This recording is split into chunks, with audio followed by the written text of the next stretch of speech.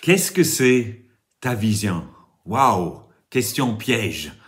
Quelquefois, on va se sentir obligé d'inventer une grande vision. Mais qu'est-ce que c'était la vision de Jésus? Parce que si je suis la vision de Jésus, je serai dans la bonne vision.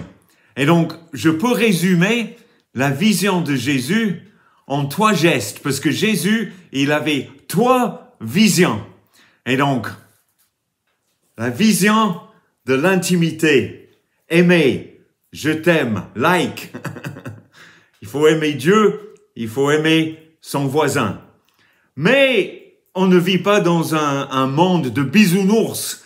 Et donc, il y avait une deuxième vision de Jésus. Et là, on peut faire des points.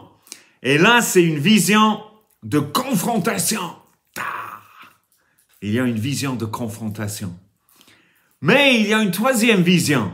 Et cette troisième vision, on fait de la confrontation un cœur. Et on ouvre son cœur vers le bas. Et ça fait un M. Et donc, c'est une vision d'amour, mais une vision de mission. Et donc, les 3 visions de Jésus. Vision d'intimité, intimité avec le Père surtout, et une vision de confrontation, et une vision de mission. Ouvrir son cœur vers le monde. Et donc, regardons ensemble ces 3 visions dans la Bible. Et donc, je commence dans l'évangile de Jean. Et c'est Jésus qui parle à ses disciples. Et lui, en Jean chapitre 5, il dit ceci. Il dit, en vérité, je vous le dis, le Fils ne peut rien faire par lui-même, mais seulement ce qu'il voit faire au Père. Jésus, il avait une vision du Père, une vision d'une relation intime avec son Père. Et tout ce que le Père fait, le Fils aussi le fait également. Car le Père aime le Fils et lui montre tout ce qu'il fait. Et l'intimité est la clé de la vision. Parce que le Père aime le Fils et le Père nous aime aussi et il nous montre tout ce qu'il veut qu'on fasse. Première vision, la vision de l'intimité. Aimer et aimons ensemble le Père. Et donc, deuxième vision, là, il faut voir dans le livre de Luc, dans l'évangile de Luc, et nous voyons là, quand Jésus il est encore avec ses disciples, et lui, il arrive maintenant à cette vision de confrontation. Et Luc chapitre 10, verset 17, les 70 reviennent avec joie et dire, Seigneur, les démons même nous sont soumis en ton nom. Confrontation avec les démons. Il leur dit, je voyais Satan tomber du ciel comme un éclair. Voici, je vous ai donné le pouvoir de marcher sur les serpents et les scorpions et sur toute la puissance de l'ennemi et rien ne pourra vous nuire. Alléluia.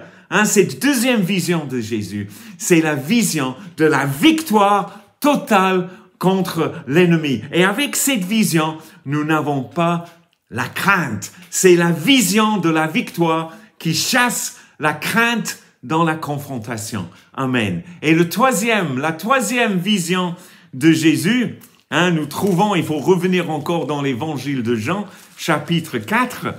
Et là, nous lisons des paroles magnifiques. C'est juste après sa rencontre avec la femme samaritaine. Et Jésus, il dévoile sa nourriture favorite. Il dit, ma nourriture est de faire la volonté de celui qui m'a envoyé et d'accomplir son œuvre. C'est déjà dans un contexte missionnaire. Et après, verset 35, ne dites-vous pas qu'il y a encore 4 mois jusqu'à la moisson. Eh bien, je vous le dis, levez les yeux et regardez les champs qui sont blancs pour la moisson. Troisième vision. Allez, levez les yeux Et regardez les champs qui sont blancs pour la moisson. C'est la vision de la mission. Et la vision de la mission, c'est quand nous ouvrons notre cœur vers le monde. Ça fait un M, la mission. Et donc, qu'est-ce que c'est ta vision? C'est une vision d'intimité, surtout l'amour du Père. Et c'est une vision de ma victoire totale contre Satan dans la confrontation spirituelle, mais c'est aussi une vision de la mission. Et la mission, c'est quand j'ouvre mon cœur vers le monde. Amen.